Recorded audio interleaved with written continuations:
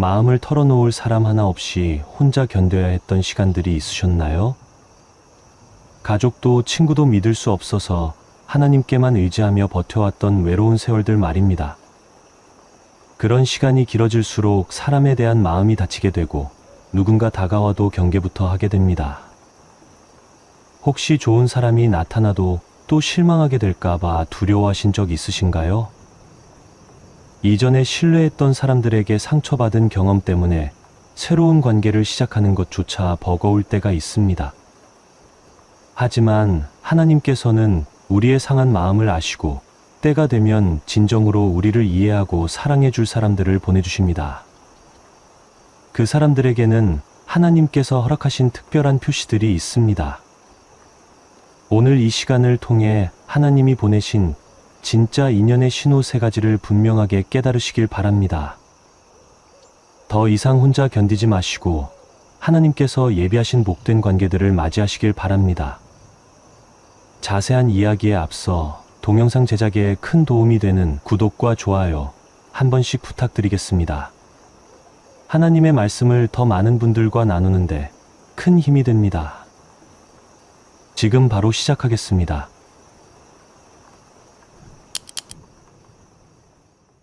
하나님이 보내신 진짜 인연을 만났을 때 가장 먼저 나타나는 신호는 무엇일까요? 그것은 바로 마음의 평안함입니다. 이것은 단순한 편안함이 아닙니다. 세상에서 말하는 그런 편안함과는 차원이 다른 것입니다.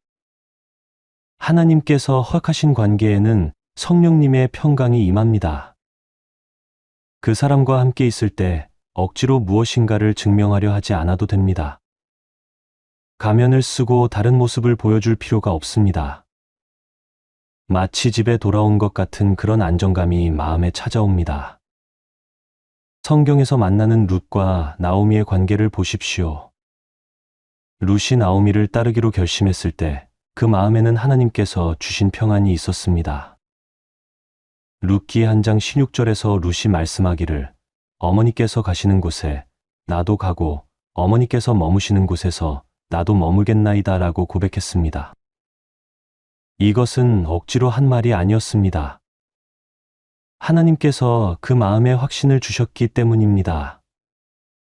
룻은 자신의 고향과 신을 버리고 나오미를 따라가는 결정을 내렸습니다. 인간적으로 보면 너무나 큰 희생이었습니다. 하지만 룻의 마음에는 두려움이나 불안이 아니라 깊은 평안이 있었습니다. 이것이 바로 하나님께서 허락하신 관계의 특징입니다. 여러분도 경험해 보셨을 겁니다. 어떤 사람과 함께 있을 때는 계속 긴장하게 되고 무엇인가 잘못 말할까 봐 조심하게 됩니다. 내가 어떻게 보일까 걱정하게 되고 상대방의 눈치를 보게 됩니다. 시간이 지날수록 마음이 무거워지고 피곤해집니다. 반대로 어떤 사람과는 오랜 시간 함께 있어도 피곤하지 않고 오히려 마음이 평안해집니다. 대화가 자연스럽게 흘러가고 침묵조차 편안합니다. 내 모습 그대로 받아들여진다는 느낌이 듭니다. 이것이 바로 하나님께서 주시는 첫 번째 신호입니다. 특히 기도할 때 그 사람을 생각하면 마음이 편안해집니다. 하나님 앞에서 그 사람을 위해 기도할 때 억지스럽지 않고 자연스럽게 기도가 나옵니다. 그 사람의 필요를 위해 기도하는 것이 부담스럽지 않고 오히려 기쁨이 됩니다. 이것은 하나님께서 그 관계를 기뻐하신다는 증거입니다. 다윗과 요나단의 우정도 마찬가지였습니다. 사무엘상 18장 1절에서 다윗이 사울에게 말하기를 마침에 요나단의 마음이 다윗의 마음에 붙어서 요나단이 자기 생명같이 다윗을 사랑하니라고 기록되어 있습니다. 이것은 인간적인 호감이 아니라 하나님께서 허락하신 영적인 교제였습니다. 요나단은 왕자였고 다윗은 목동이었습니다. 신분의 차이가 컸지만 그들 사이에는 하나님께서 주신 특별한 평안과 이치가 있었습니다. 요나단이 다윗을 보호하고 도왔던 것도 이런 영적 교제에서 나온 것이었습니다. 하나님이 보내신 사람과는 대화할 때도 다릅니다. 무리해서 말을 만들어내지 않아도 됩니다. 침묵이 어색하지 않습니다. 오히려 조용한 시간도 은혜가 됩니다. 그 사람 앞에서 진짜 모습을 보여주어도 부담스럽지 않습니다. 실수해도 용납받는다는 믿음이 있습니다. 또한 그 사람과 함께 있을 때는 하나님께 더 가까워지는 느낌이 듭니다. 세상 이야기보다는 신앙 이야기가 자연스럽게 나옵니다. 함께 기도하거나 말씀을 나누는 것이 어색하지 않습니다. 오히려 그런 시간이 더 의미 있게 느껴집니다. 반대로 하나님께서 보내지 않은 관계는 처음에는 좋아 보여도 시간이 지날수록 마음이 무거워집니다. 함께 있으면 있을수록 피곤해지고 뭔가 계속 맞춰야 하는 것 같은 부담감이 생깁니다. 그런 관계는 아무리 좋은 사람이라고 해도 하나님께서 예비하신 관계가 아닐 수 있습니다. 성령님께서는 우리에게 분별력을 주십니다. 그 분별력은 머리로 판단하는 것이 아니라 마음 깊은 곳에서 오는 평안함으로 나타납니다. 하나님의 뜻 안에 있는 관계는 복잡하지 않습니다. 평안합니다. 강요하지도 않고 억지스럽지도 않습니다. 여러분이 만나는 사람들 중에서도 이런 평안함을 주는 사람이 있다면 그것은 하나님께서 주신 첫 번째 신호일 수 있습니다. 하나님께서는 우리에게 진정한 쉼을 주실 수 있는 사람들을 보내주십니다. 그런 관계를 통해 우리는 하나님의 사랑을 더 깊이 경험하게 됩니다. 첫 번째 신호인 평안함을 확인하셨다면 이제 두 번째 신호를 살펴보겠습니다. 하나님이 보내신 진짜 인연은 서로의 신앙을 세워주는 관계입니다. 이것은 매우 중요한 분별의 기준입니다. 아무리 좋은 사람이라고 해도 여러분의 신앙을 약하게 만들거나 하나님께로부터 멀어지게 만드는 사람이라면 하나님께서 보내신 사람이 아닙니다. 진짜 하나님의 사람은 여러분을 더욱 하나님께 가까이 이끌어갑니다. 성경에서 가장 아름다운 신앙의 동역 관계를 보여주는 것이 바로 아굴라와 브리스길라 부부입니다. 사도행전 18장에서 이들을 만나볼 수 있습니다. 이 부부는 바울을 도왔을 뿐만 아니라 아볼로라는 운변가를 만났을 때도 그의 신앙을 더욱 정확하게 세워주었습니다. 사도행전 18장 26절에서 그가 회당에서 담대히 말하기를 시작하거늘 브리스길라와 아굴라가 듣고 데려다가 하나님의 도를 더 정확하게 풀어 이르더라고 기록되어 있습니다. 이들은 아볼로를 비판하거나 깎아내리지 않았습니다. 오히려 사랑으로 그의 신앙을 더욱 견고하게 세워주었습니다. 여러분, 하나님이 보내신 사람과 함께 있으면 기도하고 싶어집니다. 말씀을 읽고 싶어집니다. 교회에 나가는 것이 더욱 기쁨이 됩니다. 그 사람과 대화하다 보면 자연스럽게 신앙 이야기가 나오고 서로의 간증을 나누게 됩니다. 이것이 억지스럽지 않고 자연스럽게 일어납니다. 또한 그 사람은 여러분이 죄에서 돌이키도록 도와줍니다. 직접적으로 책망하지 않아도 그 사람의 삶 자체가 여러분에게 도전이 됩니다. 그의 신앙적인 모습을 보면서 나도 더 거룩하게 살고 싶다는 마음이 생깁니다. 다니엘과 그의 세 친구들의 관계를 보십시오. 다니엘 한 장에서 이들은 바벨론의 왕궁에서도 하나님의 법을 지키기로 결심했습니다. 이들이 함께 있었기 때문에 서로의 신앙을 지킬 수 있었습니다. 만약 다니엘이 혼자였다면 타협하기 쉬웠을 것입니다. 하지만 믿음의 동역자들이 있었기 때문에 끝까지 신앙을 지킬 수 있었습니다.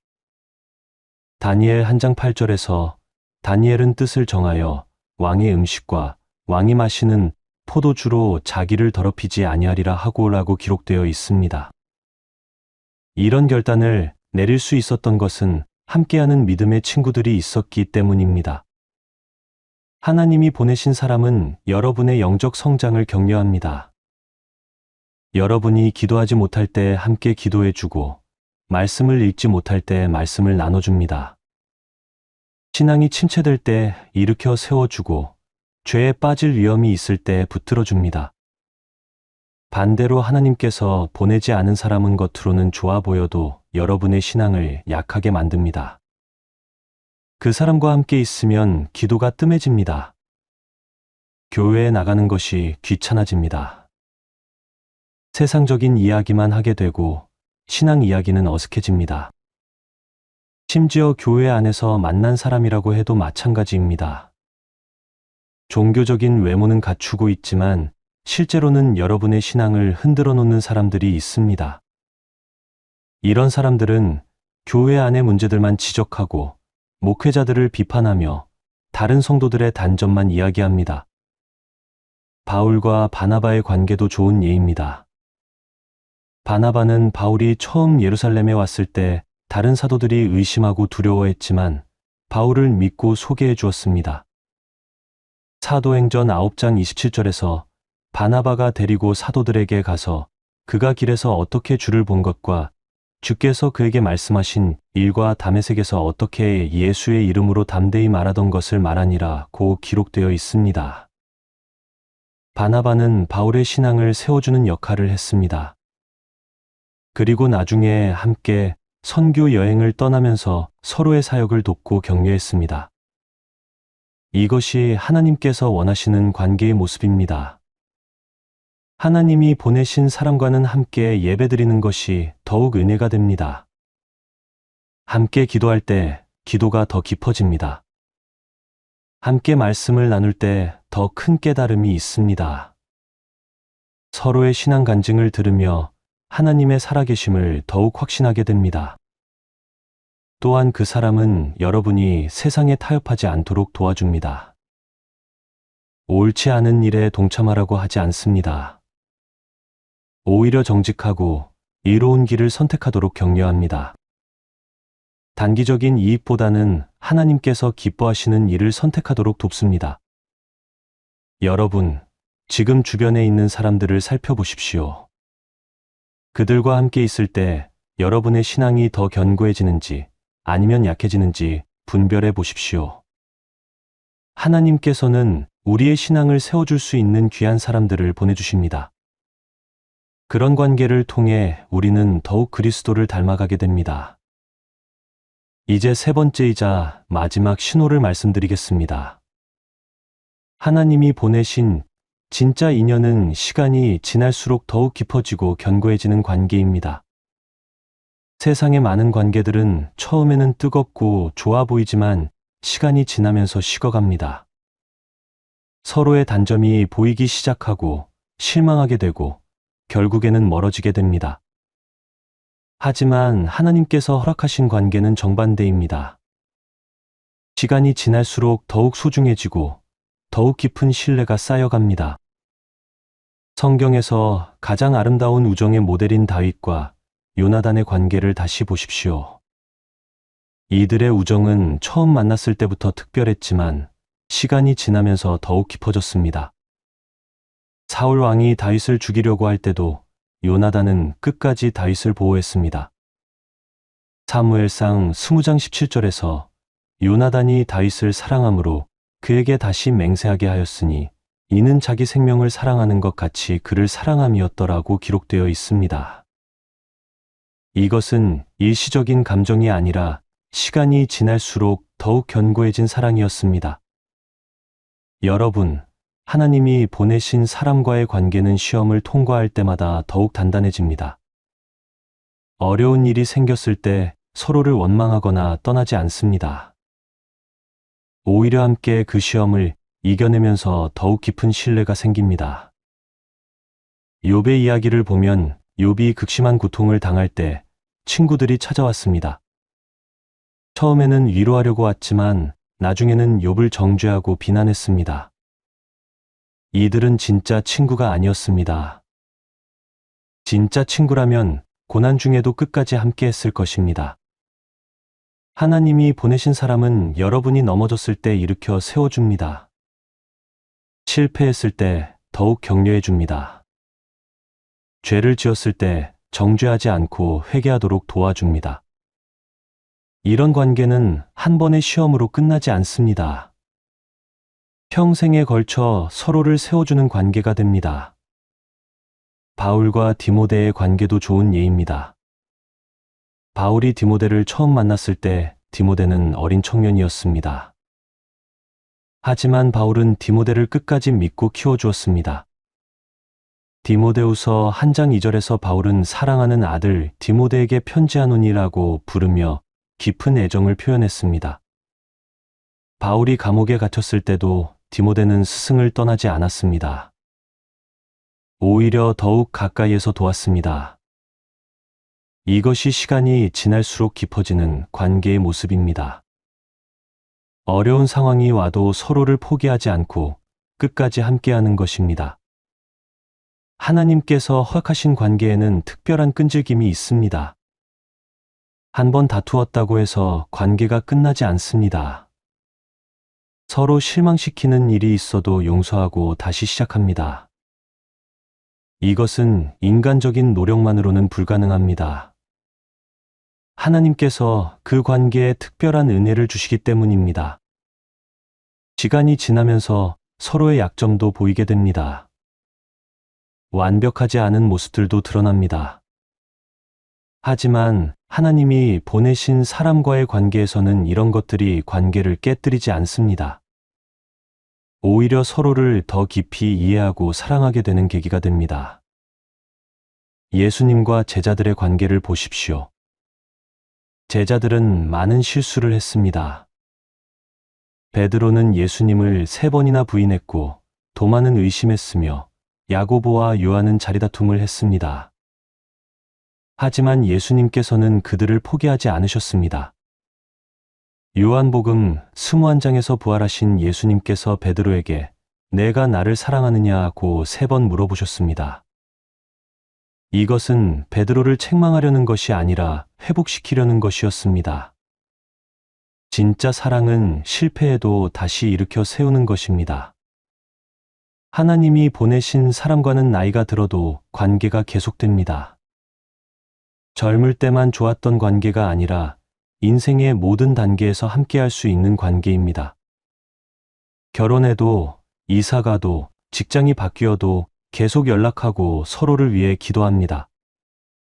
무엇보다 이런 관계에서는 서로가 하나님 안에서 성장하는 모습을 보게 됩니다. 10년 전의 모습과 지금의 모습이 달라진 것을 보면서 하나님의 은혜를 확인하게 됩니다. 서로의 신앙 여정을 지켜보면서 하나님의 신실하심을 경험합니다. 반대로 하나님께서 보내지 않은 관계는 시간이 지나면서 점점 부담스러워집니다. 처음에는 좋았지만 갈수록 만나기 싫어지고 연락하는 것도 귀찮아집니다. 서로에 대한 실망이 쌓이고 결국에는 자연스럽게 멀어지게 됩니다. 여러분, 지금 주변에 있는 사람들 중에서 시간이 지날수록 더욱 소중해지는 사람이 있습니까? 어려운 일이 있을 때마다 더욱 가까워지는 사람이 있습니까? 그런 사람이 있다면 그것은 하나님께서 여러분에게 주신 특별한 선물일 수 있습니다. 하나님께서는 우리에게 평생의 동역자들을 보내주십니다. 함께 기도하고, 함께 눈물 흘리고, 함께 기뻐할 수 있는 사람들을 허락해 주십니다. 그런 관계를 통해 우리는 이 땅에서 천국을 미리 맛보게 됩니다. 지금까지 하나님이 보내신 진짜 인연의 3가지 신호를 살펴보았습니다. 평안함, 신앙을 세워주는 관계, 그리고 시간이 지날수록 깊어지는 관계 말입니다. 하지만 여러분 중에는 아직도 확신이 서지 않는 분들이 계실 겁니다. 그런데 어떻게 확실히 알 수 있을까요? 혹시 내가 착각하는 건 아닐까요? 이런 고민을 하시는 것은 당연합니다.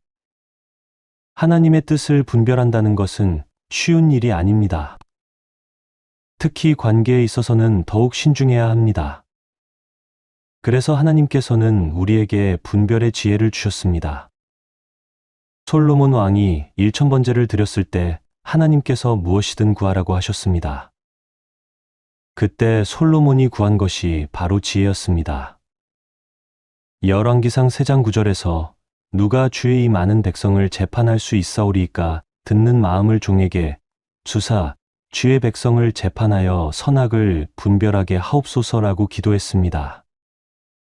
분별하는 마음, 이것이 바로 우리에게 필요한 것입니다. 하나님께서는 지금도 우리에게 이런 지혜를 주시기를 원하십니다. 특히 인간관계에서 하나님의 뜻을 분별할 수 있는 지혜를 구해야 합니다. 첫째로, 기도 중에 평안함이 오는지 확인하십시오. 그 사람을 생각하며 기도할 때 마음이 편안해지는지 아니면 불안해지는지 살펴보십시오. 하나님의 뜻 안에 있는 관계라면 기도할 때 성령님께서 확신을 주십니다. 억지로 만들어낸 평안이 아니라 하나님께로부터 오는 참된 평안이 있습니다. 기드온이 하나님의 뜻을 확인하기 위해 양털로 시험했던 것처럼 우리도 기도를 통해 하나님의 뜻을 확인할 수 있습니다.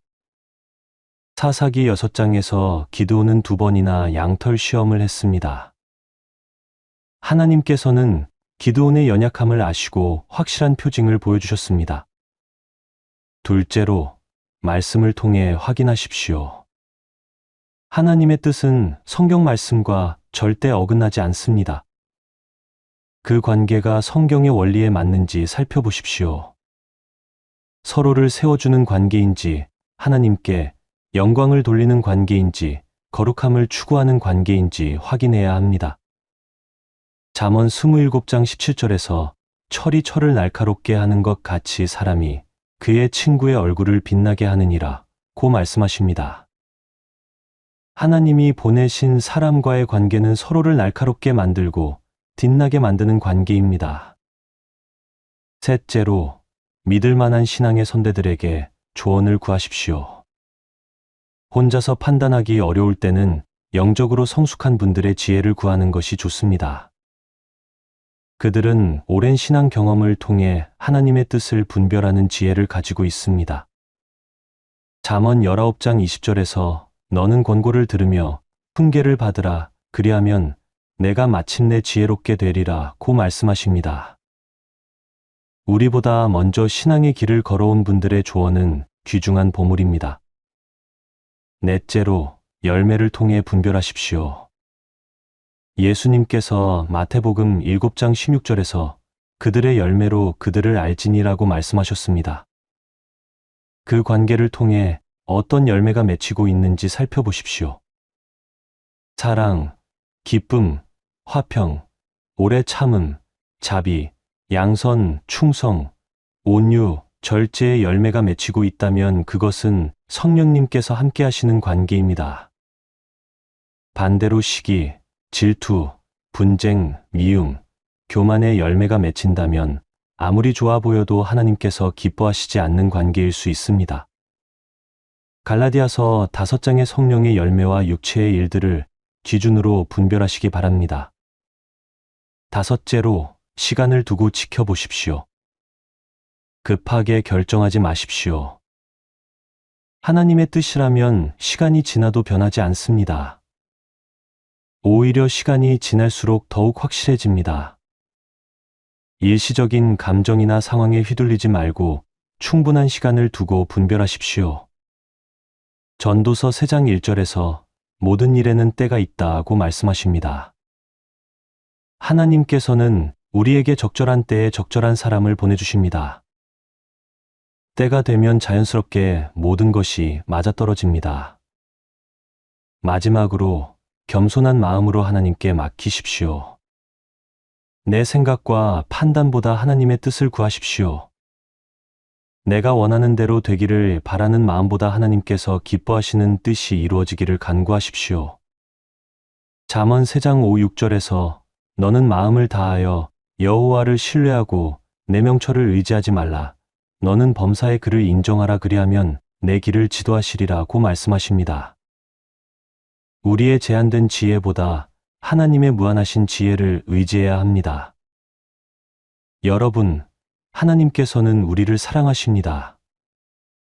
그래서 우리에게 가장 좋은 것을 주시기를 원하십니다. 때로는 우리가 원하는 것과 다를 수 있지만 하나님의 계획은 항상 우리에게 최선입니다. 하나님을 신뢰하고 그분의 때를 기다리십시오. 진짜 하나님의 사람을 만나는 것은 큰 복입니다. 그런 관계를 통해 우리는 하나님의 사랑을 경험하고 신앙이 성장하며 인생의 의미를 발견하게 됩니다. 하나님께서 여러분에게도 그런 복된 만남들을 허락해 주시기를 간절히 기도합니다. 여러분, 오늘 함께 나눈 하나님이 보내신 진짜 인연의 3가지 신호를 다시 한번 정리해 보겠습니다. 첫째, 함께 있을 때 참된 평안함이 찾아옵니다. 억지로 만들어내는 편안함이 아니라 하나님께서 주시는 깊은 평강이 마음에 임합니다. 가면을 쓰지 않아도 되고 진짜 모습 그대로 받아들여지는 그런 관계입니다. 둘째, 서로의 신앙을 세워줍니다. 함께 있으면 하나님께 더 가까워지고 기도하고 싶어지며 말씀이 더욱 달콤해집니다. 세상으로 이끌어가는 관계가 아니라 하나님께로 이끌어가는 관계입니다. 셋째, 시간이 지날수록 더욱 깊어지고 견고해지는 관계입니다. 어려운 시험이 와도 서로를 포기하지 않고 오히려 그 시험을 통해 더욱 단단한 신뢰가 쌓여갑니다. 이런 관계를 갖고 계신 분들은 정말 복된 분들입니다. 하나님께서 여러분에게 특별한 은혜를 베푸신 것입니다. 그 관계를 소중히 여기시고 더욱 발전시켜 나가시기 바랍니다. 하지만 아직 그런 관계를 경험하지 못하신 분들도 계실 겁니다. 혹시 지금까지 만난 사람들이 이런 기준에 맞지 않아서 실망하고 계신가요? 낙심하지 마십시오. 하나님의 때가 있습니다. 성경에서 아브라함이 이삭의 아내를 구할 때를 보십시오. 창세기 24장에서 아브라함의 종이 리브가를 만나는 장면이 나옵니다. 그 종은 하나님께 간절히 기도했습니다. 여호와 내 주인 아브라함의 하나님이여 원하건대 오늘 내게 순조롭게 만나게 하사 내 주인 아브라함에게 은혜를 베푸시옵소서라고 기도했습니다. 그 기도에 하나님께서 응답하셨습니다.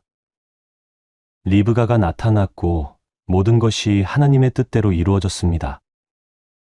우연이 아니라 하나님의 섭리였습니다. 하나님께서는 지금도 우리의 기도에 응답하고 계십니다. 여러분도 이런 기도를 드려보시기 바랍니다. 하나님, 제가 혼자 힘으로는 진짜 좋은 사람을 분별할 수 없습니다. 하나님께서 보내주시는 사람들을 알아볼 수 있는 지혜를 주세요. 저에게 정말 필요한 사람들을 때가 되면 보내주세요. 때로는 하나님께서 우리를 혼자 있게 하시는 시간도 필요합니다. 그 시간 동안 하나님과의 관계를 더욱 깊이 하고 자신을 돌아보며 진짜 필요한 것이 무엇인지 깨닫게 하십니다. 외로운 시간도 하나님의 은혜입니다. 시편 27편 14절에서 여호와를 기다리라 강하고 담대하며 여호와를 기다리라 고 말씀하십니다. 하나님의 때를 기다리는 것은 결코 시간 낭비가 아닙니다. 그 기다림의 시간 동안 우리는 더욱 성숙해지고 하나님의 뜻을 분별할 수 있는 지혜가 자랍니다. 또한 기존에 있는 관계들을 다시 살펴보시기 바랍니다. 혹시 여러분 주변에 이미 하나님이 보내신 사람이 있는데 그동안 알아보지 못했을 수도 있습니다. 너무 가까이 있어서 당연하게 여겼던 사람들 중에 진짜 보물 같은 인연이 숨어 있을 수 있습니다. 가족들은 어떻습니까? 오랫동안 함께 다닌 교회 성도들은 어떻습니까? 직장 동료들 중에서도 하나님께서 보내주신 소중한 인연들이 있을 겁니다. 새로운 만남만 기대하지 마시고 지금 있는 관계들을 더욱 소중히 여기시기 바랍니다. 무엇보다 중요한 것은 여러분 자신이 다른 사람들에게 하나님이 보내신 사람이 되는 것입니다. 다른 사람들에게 평안을 주는 사람, 신앙을 세워주는 사람, 시간이 지날수록 더욱 소중해지는 사람이 되시기 바랍니다. 갈라디아서 6장 7절에서 사람이 무엇으로 힘든지 그대로 거두리라고 말씀하십니다. 좋은 관계를 원한다면 먼저 좋은 관계를 만들어가는 사람이 되어야 합니다. 받기 전에 먼저 주는 사람이 되시기 바랍니다. 마지막으로 모든 관계 위에 하나님을 두시기 바랍니다. 아무리 좋은 사람이라도 하나님보다 더 사랑해서는 안 됩니다. 하나님께서 첫째 자리에 계실 때 모든 관계가 올바른 자리에 서게 됩니다. 여러분의 삶에 하나님께서 보내주시는 복된 만남들이 계속 이어지기를 기도합니다. 외로움으로 힘들어하지 마시고 하나님의 선하신 계획을 신뢰하시기 바랍니다. 때가 되면 반드시 하나님께서 가장 좋은 사람들을 보내주실 겁니다. 오늘도 주님의 사랑 안에서 수고 많으셨습니다. 귀중한 시간을 내어 끝까지 함께 해주신 여러분께 하나님의 축복이 가득하기를 바랍니다. 구독과 좋아요를 통해 더 많은 분들과 하나님의 말씀을 나누는 일에 동참해 주시길 바랍니다. 여러분의 하루하루가 하나님의 은혜로 가득하고 복된 인연들로 채워지기를 간절히 기도합니다. 하나님께서 예비하신 아름다운 만남들을 기대하며 오늘 말씀을 마치겠습니다. 감사합니다.